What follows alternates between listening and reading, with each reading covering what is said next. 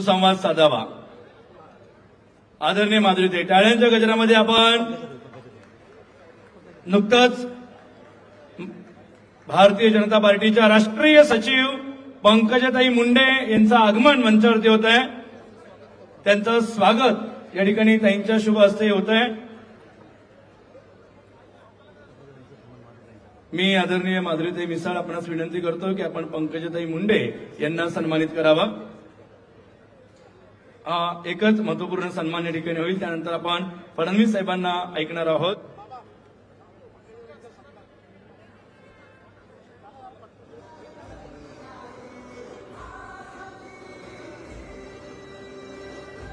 भाजपा महायुती आहे तर गती आहे, महाराष्ट्राची प्रगती आहे, विकसित असं लक्षवेधी मतदारसंघ पर्वती आहे। आदरणीय माधुरीताई,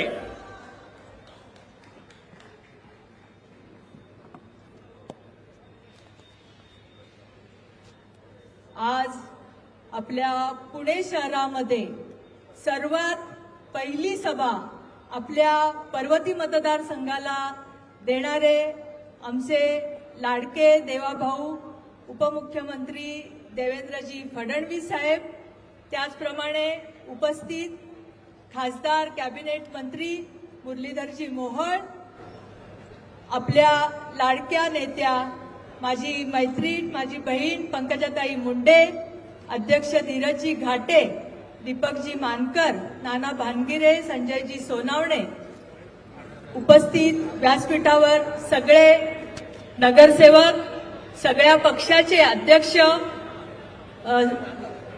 आणि समोर जमलेले सर्व माझे नागरिक बंधू भगिनींनो, खरं तर ही पहिली सभा प्रचाराचा नारळ आज आपण देवेंजींच्या आणि पंकजाताईंच्या उपस्थितीत आपण फोडतो आहोत।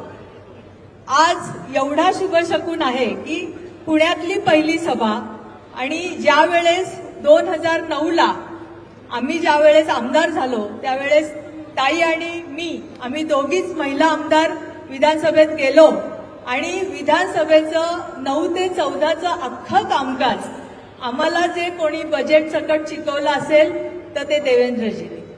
त्यामुळे आज असं वाटतंय की आपण परत एकदा हा शुभारंभ 15 वर्षानंतर करतोय। आज 15 वर्ष पार्टीने मला संधी दिली आणि परत एकदा चौथ्यांदा उमेदवारी देऊन पक्षाने माझ्यावर विश्वास दाखवलेला आहे। हा पक्षाचा विश्वास 15 वर्ष पण मी सार्थ ठरवलाय, आणि आता सुद्धा मी या पक्षाला विजयासाठी, महायुतीच्या विजयासाठी, एक इथलं सीट हे महायुतीच्या विजयामधलं असेल, सत्ता यायला, महायुतीची सत्ता यायला एक सीट पर्वती मतदारसंघाचं असेल, हे आश्वासन तुमच्या सगळ्यांच्या भरोशावर मी आज देवेंजींना देत आहे। मी एवढ्या विश्वासाने हे का बोलते, कारण जसा पक्ष माझ्यावर विश्वास टाकतो तसा मतदार माझ्यावर विश्वास टाकतो। कारण देवेंजी गेल्या 15 वर्षामध्ये मतदारसंघाचा विकास करताना मी फक्त हा विचार केला नाही की आपल्याला रस्ते, पाणी, ड्रेनेज, लाईट ह्या लोकांच्या दैनंदिन गरजाला तर उपयोगी पडायलाच पाहिजे, आणि मागच्या ह्या 5 वर्षामध्ये आपण 2 वर्ष आपले कोविडमध्ये गेले, 2 वर्ष आपल्याकडे सत्ता नव्हती, आपल्यालाही माहिती की आपण कशा पद्धतीने कोविडमध्ये काम केलं, आणि सत्ता नसताना सत्ताधाऱ्यांपेक्षा डबल काम आपण केलं, सत्ताधाऱ्यांनी तर काहीच केलं नाही। आणि ज्या वेळेस सत्ता आली आपल्याला 2.5 वर्ष जवळजवळ फक्त मिळाले, आणि त्या 2.5 वर्षामध्ये प्रचंड म्हणजे लोकांची दैनंदिन कामं तर आपण मार्गी लावलीच। आज सुद्धा मतदारसंघामध्ये जवळजवळ 400 ठिकाणी माझा हा मतदारसंघ हा पूर्णपणे संमिश्र मतदारसंघ आहे, जिथे मोठ्या मोठ्या सेवा वस्ती आहेत, वस्त्या आहेत, सोसायटी आहेत, हाय सोसायटी आहेत, व्यापारी वर्ग आहे। या सगळ्यांच्यासाठी एक प्लॅनिंगनी काम करणं हे मी केलं। म्हणजे यांच्यासाठी आपण जी आत्ता 400 कामं चालू आहेत ती केलीच, पण मला सांगायला अभिमान वाटतो, आणि या सगळ्याला जी मदत केली ती मुख्यमंत्री असल्यापासून जी देवेंजींनी केली, त्याच्यामुळे ही सगळी कामं आपल्याकडे सुरू व्हायला सांगितली। जसं स्वारगेट कात्रजचं मेट्रो, हे मेट्रो आपल्या कुठेही फेज 1 मध्ये नव्हती.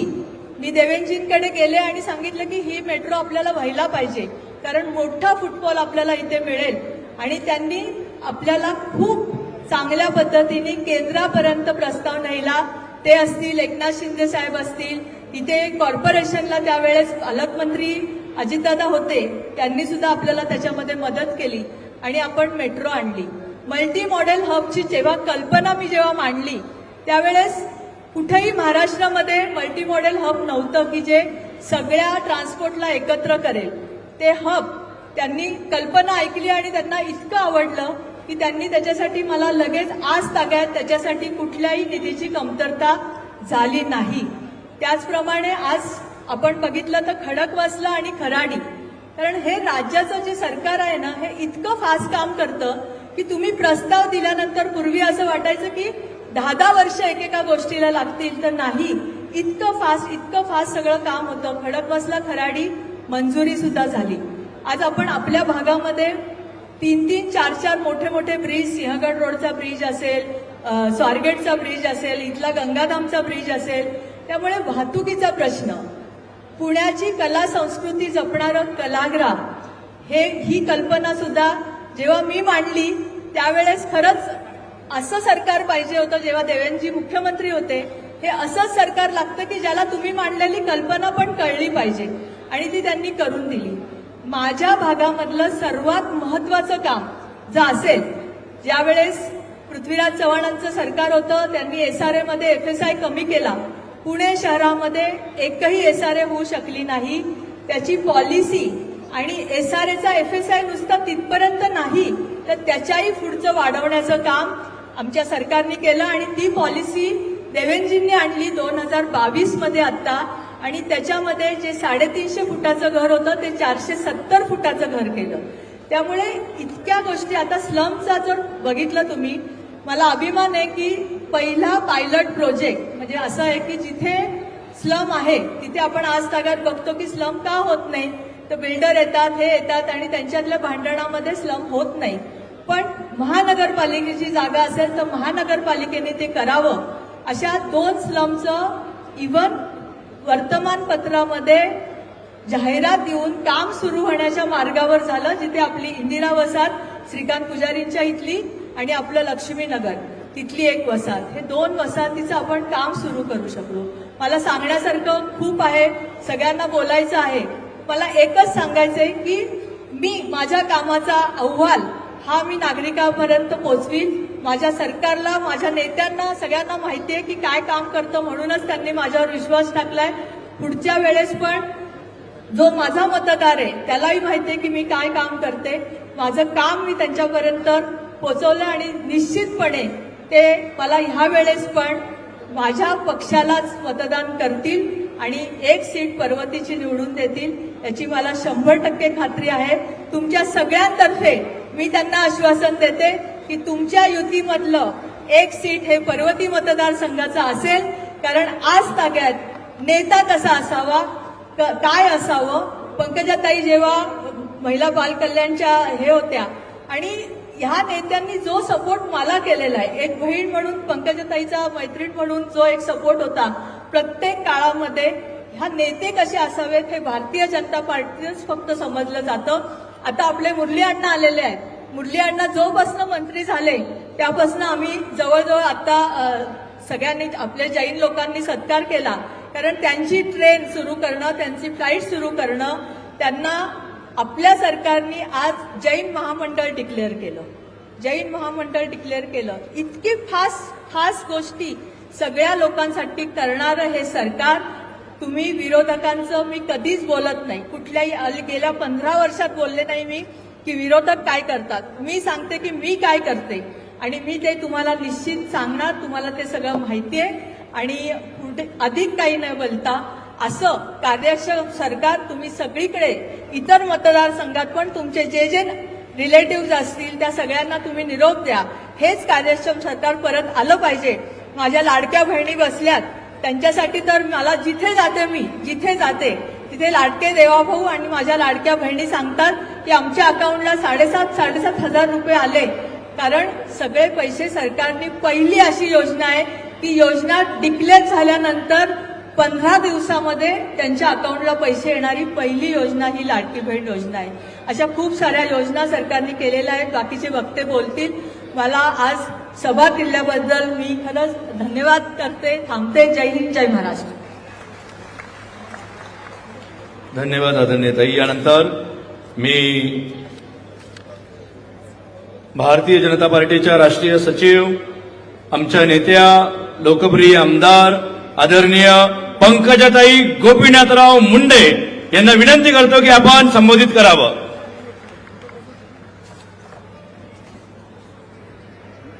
आज पर्वती या विधानसभा मतदारसंघाच्या महायुतीच्या अधिकृत उमेदवार, आपल्या सर्वांच्या लाडक्या, आदरणीय, माझ्याही लाडक्या, माझ्या मोठ्या बहीण, माझ्या जिवलग मैत्रीण माधुरीताई मिसाळ यांच्या प्रचारार्थ मंचावर उपस्थित या राज्याचे अत्यंत यशस्वी मुख्यमंत्री म्हणून ज्यांनी काम केलेलं आहे आणि आता महायुतीमध्ये ते उपमुख्यमंत्री म्हणून आपलं काम अत्यंत चोखपणे करत आहेत, भाजपाचे आमचे नेते देवेंद्रजी फडणवीस, मंचावर उपस्थित राहून ज्यांचा प्रवास पुण्याने पाहिला, युवा मोर्चापासून ते आता केंद्रीय मंत्र्यापर्यंत, ते आपल्या सर्वांचे लाडके मुरलीधर अण्णा मोहोळ, माझे सहकारी राहिलेले विजयजी शिवतारे, या पुणे जिल्ह्याचे अध्यक्ष धीरजजी घाटे, मंचावर उपस्थित दीपकजी मानकर, संजय सोनवणे, जगदीश मुळूक,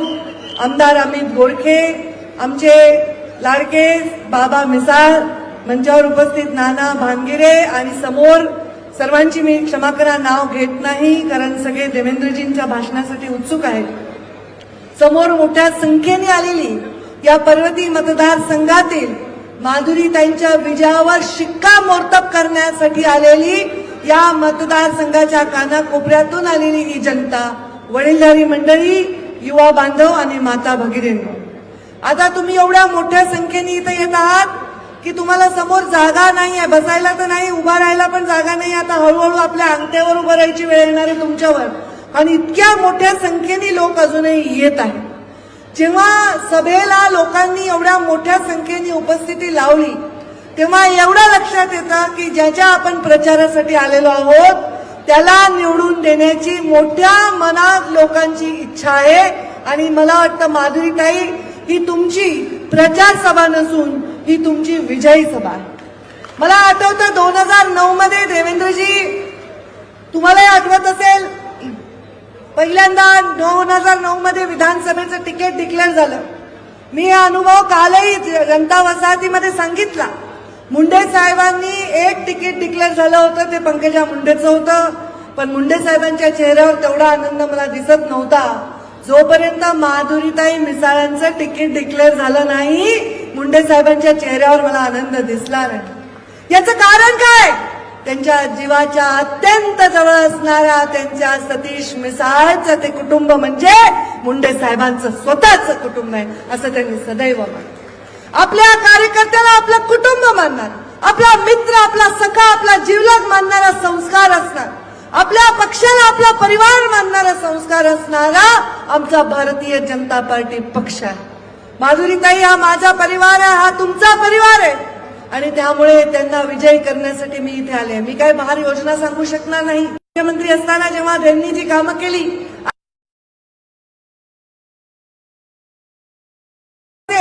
आणि खाली नळ लावला आणि ते वरचं पाणी नळामध्ये यायचा आपण विचार केला तर तो येऊ शकत नाही जर मध्ये पाईपलाईनची आवश्यकता असते.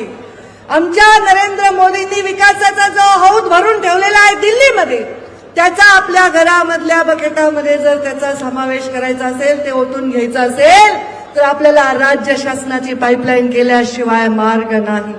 आपण पाहिलंय 2019 मध्ये सर्वात जास्त मोठी पक्ष म्हणून भाजपा पक्ष निवडून आलेला, पण थोडक्यात आपल्याला सत्तेपासून दूर जावं लागलं. आता हे चालणार नाही.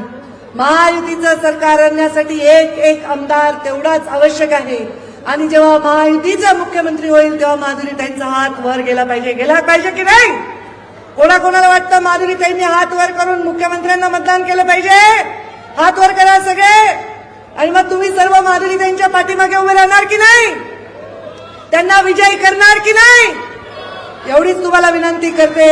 20 तारखेला आपण माझ्या माधुरीताई मिसाळ यांना मोठ्या मताधिक्याने विजयी करा आणि विधानसभेमध्ये पाठवा. एवढेच आपल्या सर्वांना विनंती करते आणि माझ्या वाणीला विराम देते. धन्यवाद. जय हिंद, जय महाराष्ट्र. छत्रपती शिवाजी महाराज की जय. जय श्रीराम. जय जय श्रीराम.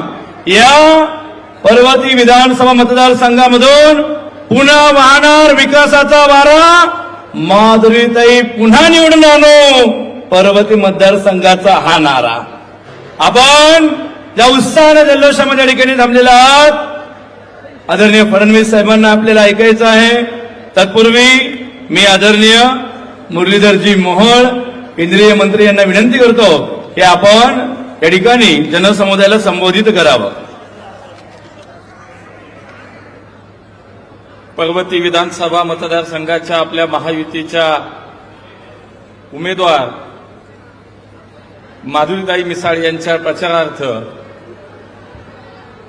या जनसभेला संबोधित करण्यासाठी आपल्यामध्ये उपस्थित आपल्या राज्याचे लोकप्रिय कार्यक्षम उपमुख्यमंत्री आदरणीय देवेंद्रजी फडणवीस साहेब, आपल्या महाराष्ट्राच्या नेत्या पंकजाताई मुंडे, व्यासपीठावरती उपस्थित भारतीय जनता पार्टीचे अध्यक्ष धीरजजी घाटे, राष्ट्रवादी काँग्रेस पार्टीचे अध्यक्ष दीपकजी मानकर, आरपीआयचे अध्यक्ष संजयजी सोनवणे, शिवसेनेचे शहर प्रमुख नाना भानगिरे, जगदीशजी मुळीक, आमदार अमित गोरखे, माननीय विष्णुभाऊ कसबे आणि उपस्थित माधुरीताईंना आशीर्वाद देण्यासाठी या पर्वती विधानसभा मतदारसंघातील मोठ्या संख्येनं उपस्थित आपण सर्व नागरिक बंधू आणि भगिनींनो, इतक्या मोठ्या संख्येनं आज सगळे आपण उपस्थित आहात आणि म्हणून मला असं वाटतं की पुन्हा एकदा पर्वतीकरांनी हे ठरवलंय की आता हॅट्रिक झालीय.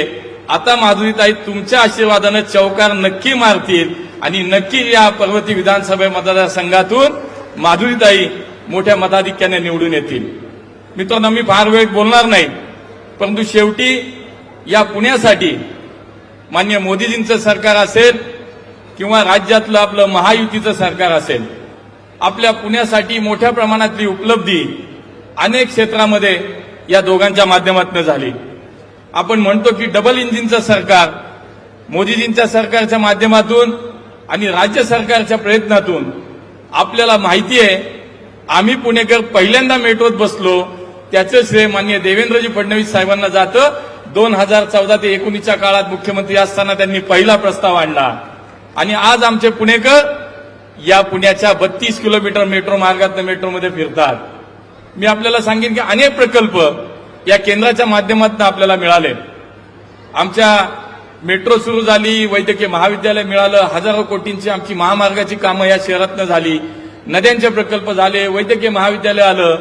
राज्य सरकारच्या माध्यमातून सुद्धा गेल्या 2.5 वर्ष या पुण्यासाठी अनेक विकासाची कामं आली.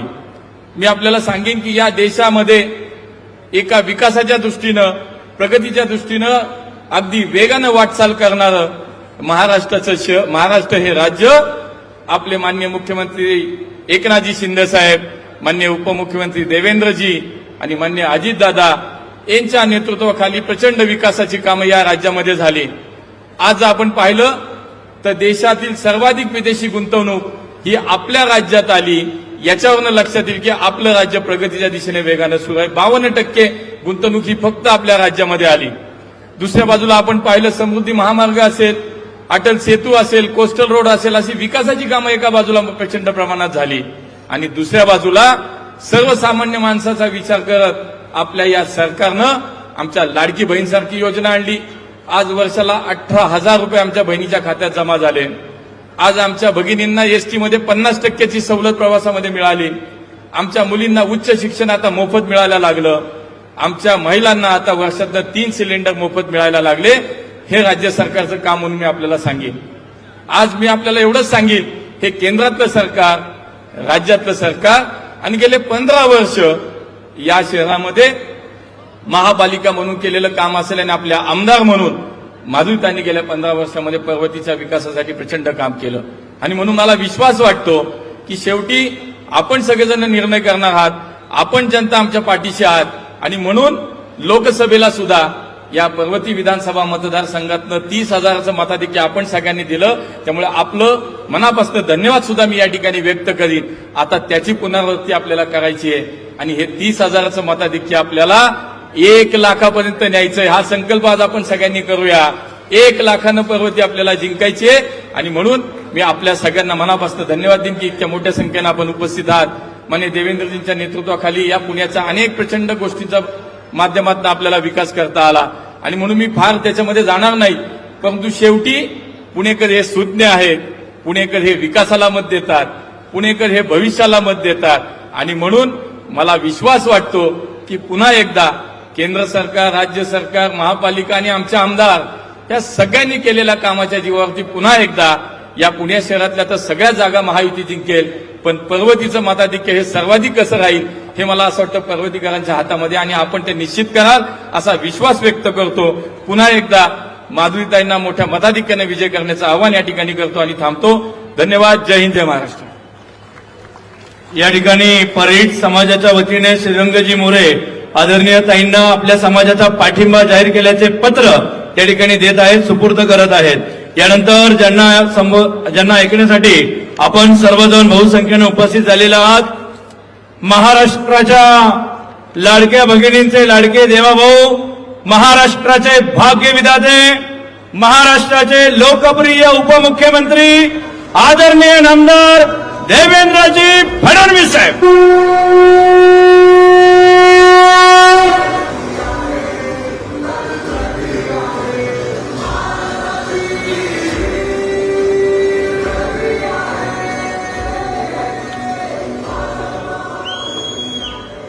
भारत माता की, भारत माता की, छत्रपती शिवाजी महाराज की, धर्मवीर छत्रपती संभाजी महाराज की, जय भवानी, जय भवानी.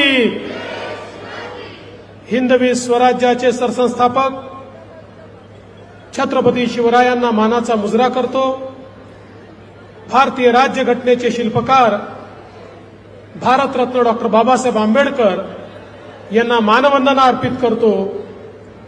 क्रांतीसूर्य महात्मा ज्योतिबा फुले आणि क्रांतीज्योती सावित्रीबाई फुले यांच्यासमोर नतमस्तक होतो.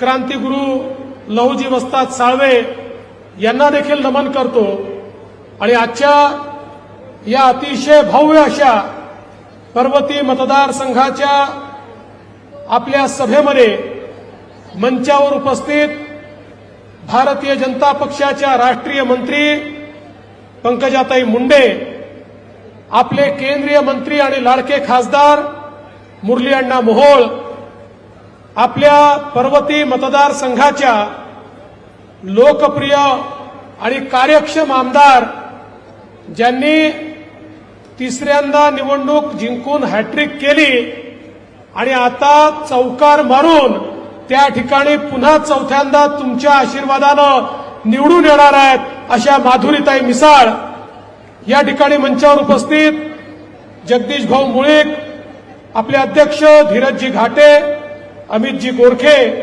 नानाजी भानगिरे, दीपकजी मानकर, संजयजी सोनावणे, विष्णुभाऊ कसबे, बाबाजी मिसाळ, श्रीनाथजी भीमाले, संदीपजी खर्डेकर, राजश्री शिळीमकर, हर्षदाताई फरांदे, राजीव चोरबोले, सुभाष जगताप, कविताताई वैरागे, श्रीकांत जगताप, मानसीताई देशपांडे, आनंदजी रिठे, संतोषजी नागरे, अनुसुयाताई चव्हाण, अनिताताई कदम, राजेंद्रजी शिळमकर, ज्योतिताई गोसावी, वर्षाताई साठे, मंजुषाताई नागपुरे, रुपालीताई गाडवे, श्रीकांतजी जगताप, महेश वाबळे, प्रसन्न जगताप, सरस्वतीताई शेंडगे, रघुनाथ गौडा, स्मिताताई वस्ते, सुभाषजी जगताप, करणजी मिसाळ, मंचावरील सर्व मान्यवर.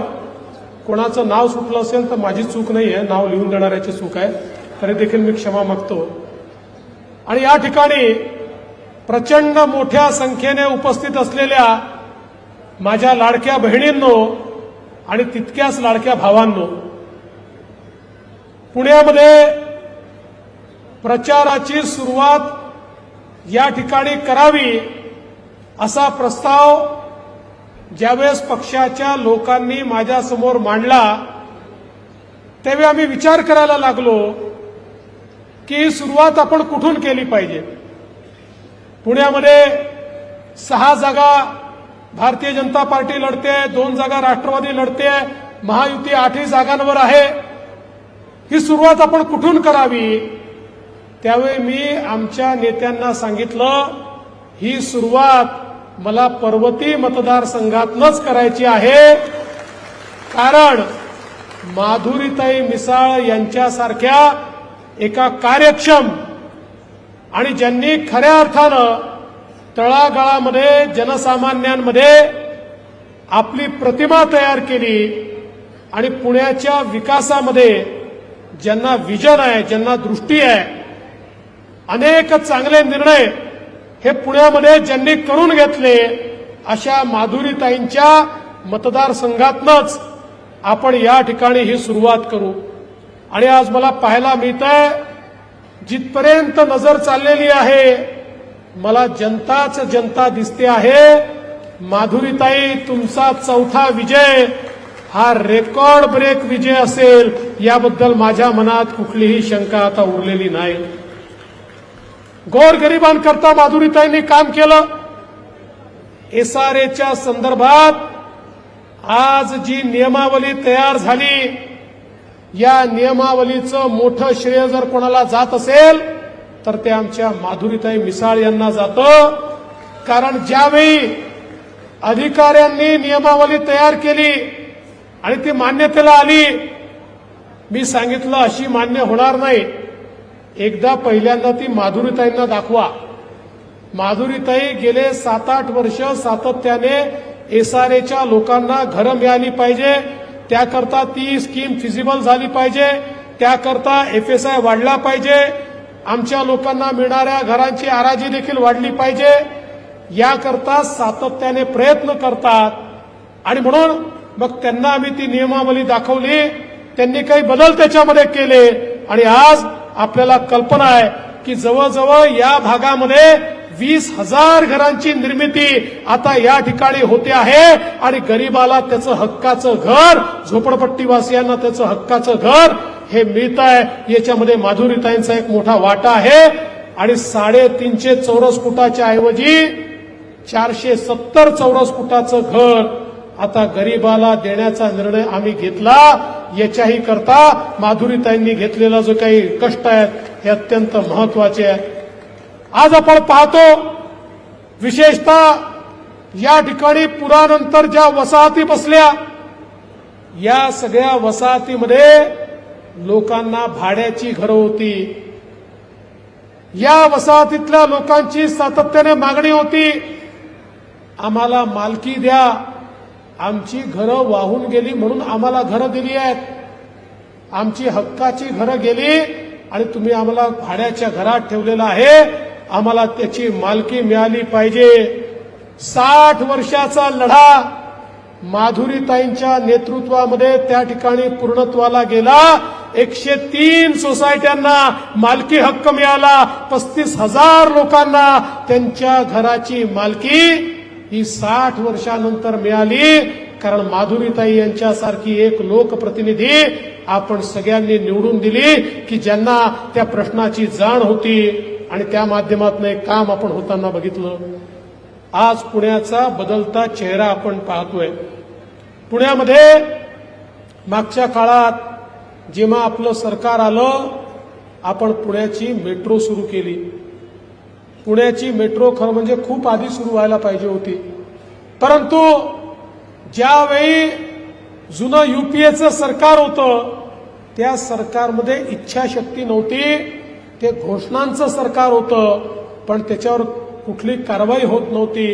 मी मुख्यमंत्री झालो, आम्ही बैठक घेतली, माननीय गडकरी साहेब होते, निर्णय केला आणि तात्काळ आपण मेट्रोचं काम सुरू केलं. आज पुण्यामध्ये मेट्रो धावायला लागली आणि मला सांगताना आनंद वाटतो मी महामेट्रो नावाची कंपनी तयार केली, पहिलं काम पुण्याचं दिलं आणि देशामध्ये सर्वात वेगानं तयार झालेली मेट्रो जर कुठली असेल तर ती पुण्याची मेट्रो आहे, हे मला अभिमानाने सांगितलं पाहिजे. आणि त्याचवेळी माधुरीताईंनी माझ्यासमोर एक महत्वाचा प्रस्ताव मांडला.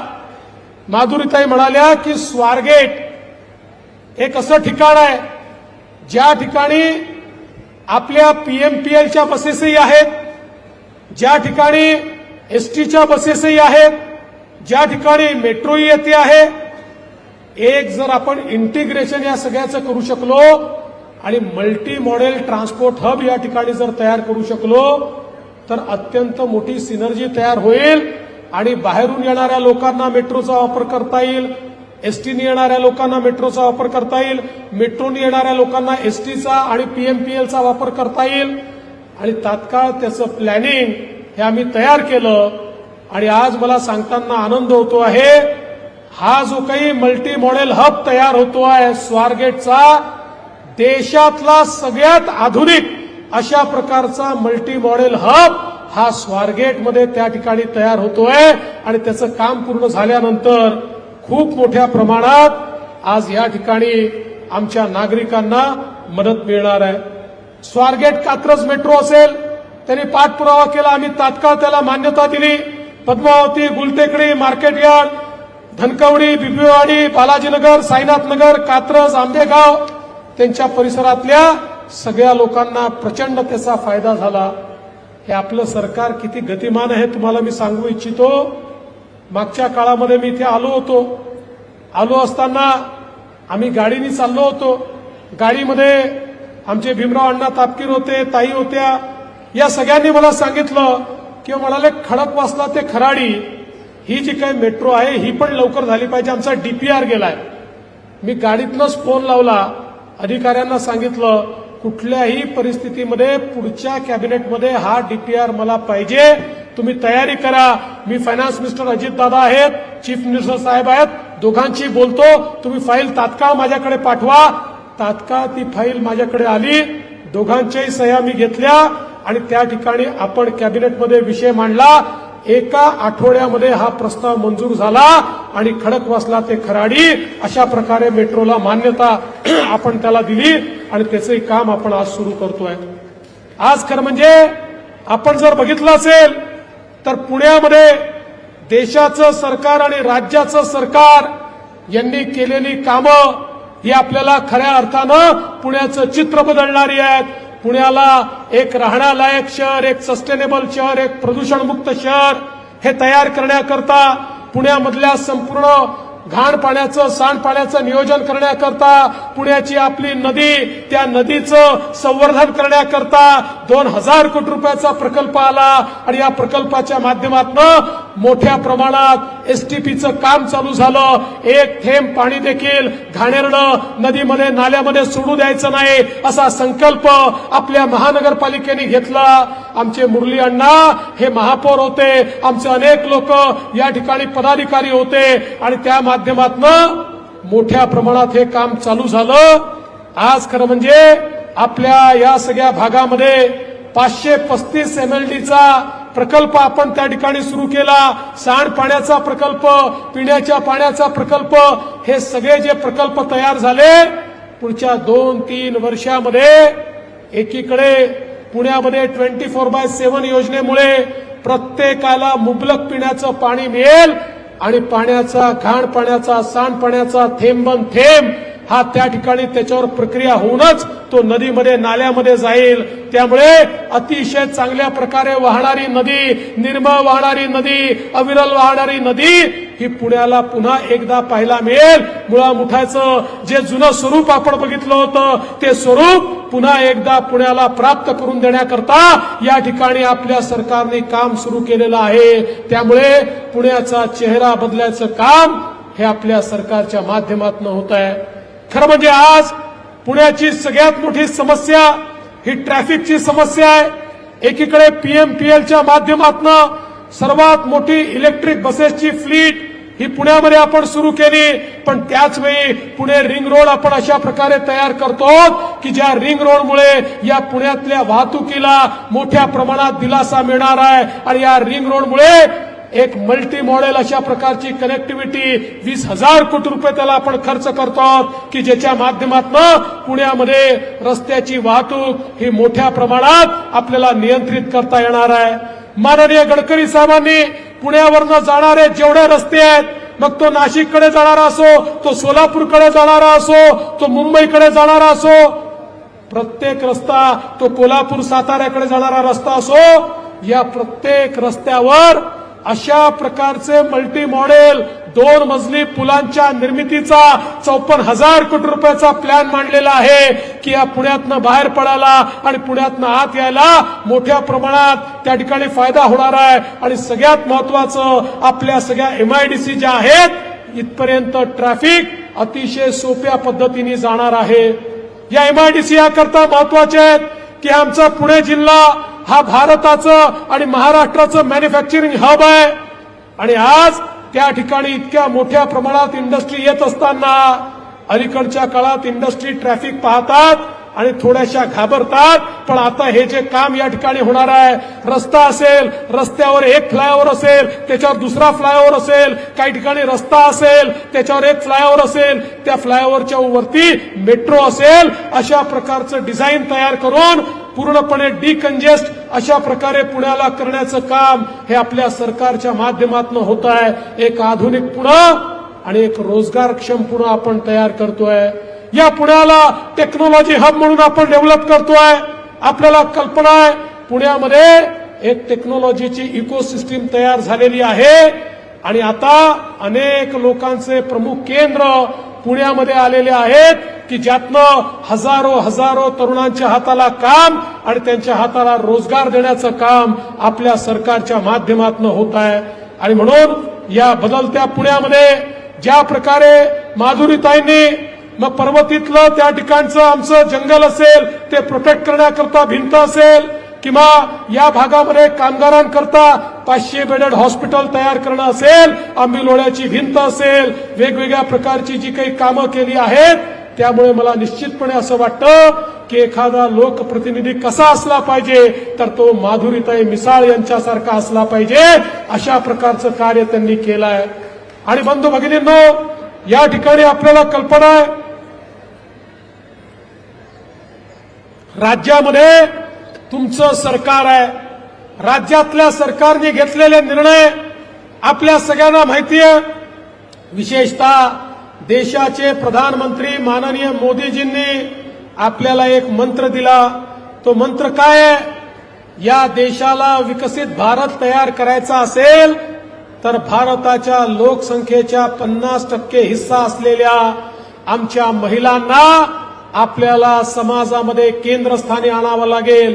अर्थव्यवस्था, समाज व्यवस्था याच्या केंद्रस्थानी आणावं लागेल. आणि म्हणून मोदीजींनी बेटी बचाओ बेटी पढाओ पासनं लखपती दीदी पर्यंतचे कार्यक्रम आखले आणि महिलांना अधिकारिता दिली.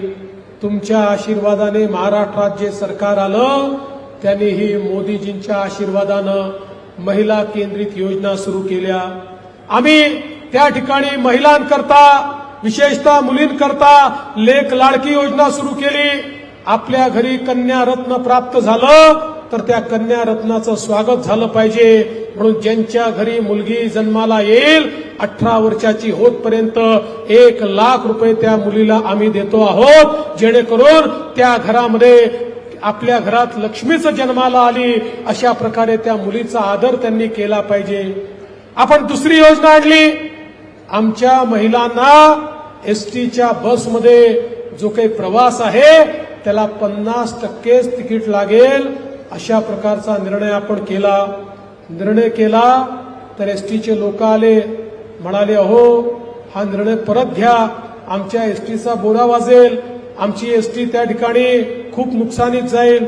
आम्ही सांगितलं परत घेणार नाही, गरज असेल तर तुम्हाला मदत करू. महिन्याभरापूर्वी ते एसटीचे लोक आले, म्हणाले साहेब योजना बंद करू नका, काही झालं तरी करू नका. म्हटलं अरे तुम्हीच म्हणत होतात योजना बंद करा, आता म्हणता करू नका. अरे म्हणाले तुम्ही योजना सुरू केल्यापासनं इतक्या महिला एसटीने प्रवास करायला लागल्या की तोट्यात असलेली आमची एसटी आता फायद्यामध्ये आलेली आहे, त्यामुळे तुम्ही आता योजना बंद करू नका.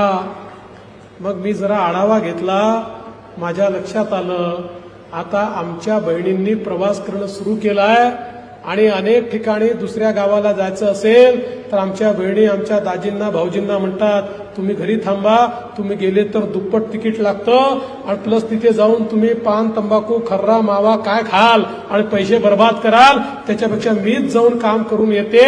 आणि म्हणून आमच्या महिला आता बाहेर पडलेल्या आहेत आणि एसटीला देखील प्रॉफिटमध्ये आणण्याचं काम आमच्या महिलांनी केलंय. आणि यासोबत आपण एक निर्णय केला, आमच्या मुलींना उच्च शिक्षणामध्ये 100% फी माफीचा निर्णय केला. इंजिनियर बनायचं असो, डॉक्टर बनायचं असो, MBA BBA काही करायचं असो, मुलींना 1 लाख 2 लाख 5 लाख फी लागली तरी ती सरकार भरणार आहे. कारण आमच्या लक्षात आलं गरिबांकडे मध्यमवर्गीयांकडे शिकवण्याची इच्छा तर असते, पण घरामध्ये एक मुलगा आणि एक मुलगी असली तर आईबाप म्हणतात पैसे कमी आहेत, मुलाला शिकवू, बाई तुझं लग्नच करायचं आहे, तू घरी बस. त्या मुलीला किती हुशार असलं तरी शिकवता येत नाही. म्हणून आम्ही सांगितलं आता काळजी करू नका, आई बापाजवळ पैसे नसतील तर मुलीचे मामा मंत्रालयात बसलेले आहेत, मुलीचं शिक्षण मामा करतील आणि सगळ्या मुलींकरता मोफत शिक्षणाची व्यवस्था आपण या ठिकाणी केली. कारण मुली शिकतील तरच हा देश पुढे जाईल, हा मंत्र घेऊन आपण काम करतोय. त्यासोबत लाडकी बहीण योजना आपण आणली. लाडकी बहीण योजनेच्या माध्यमातून दर महिन्याला 1500 रुपये बहिणींच्या खात्यामध्ये आपण टाकतो. जेव्हा योजना आणली खूप नावं आम्हाला ठेवली, योजना फसवी आहे, योजना होणारच नाही, पैसा येणारच नाही. जवळजवळ 2.5 कोटी आमच्या बहिणींच्या खात्यामध्ये नोव्हेंबर पर्यंतचे सगळे पैसे हे आम्ही त्या ठिकाणी डिपॉझिट केले आणि समोरच्यांची तोंड छोटी झाली. पण मला लाडक्या बहिणींना सांगायचं आहे, तुमचे सख्खे भाऊ तुमच्या खात्यामध्ये पैसे टाकतायत, पण काही तुमचे सावत्र भाऊ देखील आहेत, जे सावत्र भाऊ महाविकास आघाडीच्या नावानं तुमच्या योजना बंद करतायत. मला सांगितलं पाहिजे, या महाविकास आघाडीचे अधिकृत नेते लाडकी बहीण योजनेच्या विरोधात उच्च न्यायालयामध्ये गेले आणि सांगितलं की या ठिकाणी आम्हाला ही योजना बंद केली पाहिजे, कारण ही योजना म्हणजे पैशाचा चुराडा आहे आणि ही योजना बंद करा अशी मागणी त्यांनी उच्च न्यायालयात केली. पण चिंता करू नका, आम्ही त्या ठिकाणी लढलो आणि योजना बंद होऊ दिली नाही. भविष्यातही ही योजना आम्ही बंद होऊ देणार नाही. काही झालं तरी लाडक्या बहिणींना त्या ठिकाणी त्यांच्या खात्यामध्ये पैसे मिळतील. पण यांचा काय विचार आहे बघा, हे सांगतात आम्ही आलो की योजना बंद करू. उद्धव ठाकरेजींनी तर जाहीर सभेमध्ये सांगितलं आमचं सरकार येऊ द्या, मागच्या सरकारच्या सगळ्या योजना आम्ही बंद करू. मी माननीय पवार साहेब, माननीय उद्धवजी, माननीय नाना पटोलेजी यांना एवढीच विनंती करतो, अरे तुम्ही आणि आम्ही राजकीय विरोधक आहोत, तुम्हाला जर शत्रुता काढायची असेल तर आमच्याशी काढा, पण आमच्या लाडक्या बहिणींच्या 1500 रुपयावर डोळा ठेवू नका. हीच विनंती मला या निमित्ताने त्यांना करायची आहे. आणि म्हणून बंधू भगिनींनो, मोठ्या प्रमाणात आपलं सरकार काम करताय, इन्फ्रास्ट्रक्चरचं काम करताय, सोशल सेक्टरमध्ये काम करताय. आता केंद्र सरकारने योजना आणली आहे, राज्य सरकार योजना आणताय. आपण त्या ठिकाणी सूर्यघर सारखी योजना आहे की ज्या योजनेमध्ये येत्या काळामध्ये प्रत्येक घरावर सोलर लावून त्या माध्यमातून त्या घराला विजेचं बिलच येणार नाही, मोफत वीज मिळेल, अशा प्रकारची योजना केंद्र सरकारने सुरू केली आहे. आपण देखील ती योजना आपल्याकडे सुरू करतो आहोत. येत्या काळामध्ये गरीबाला, मध्यमवर्गीयाला जास्तीत जास्त मदत करण्याचा प्रयत्न हा आपल्या माध्यमातून या ठिकाणी होणार आहे. आणि म्हणून तुम्हाला एवढीच विनंती करतो, हे सरकार तुमचं सरकार आहे, तुमच्या सरकारमध्ये तुमच्या हक्काच्या माधुरीताई असल्या तर तुमच्या आशा आकांक्षा पूर्ण होतील. आणि म्हणून या निवडणुकीमध्ये 20 तारखेला माधुरीताईंच्या कमळाची बटन दाबा, महायुतीला मतदान करा आणि पुन्हा एकदा तुमच्या हक्काचा माणूस महाराष्ट्राच्या विधानसभेत पाठवा, एवढीच विनंती करतो आणि माझं बोलणं संपवतो. धन्यवाद. जय हिंद, जय महाराष्ट्र.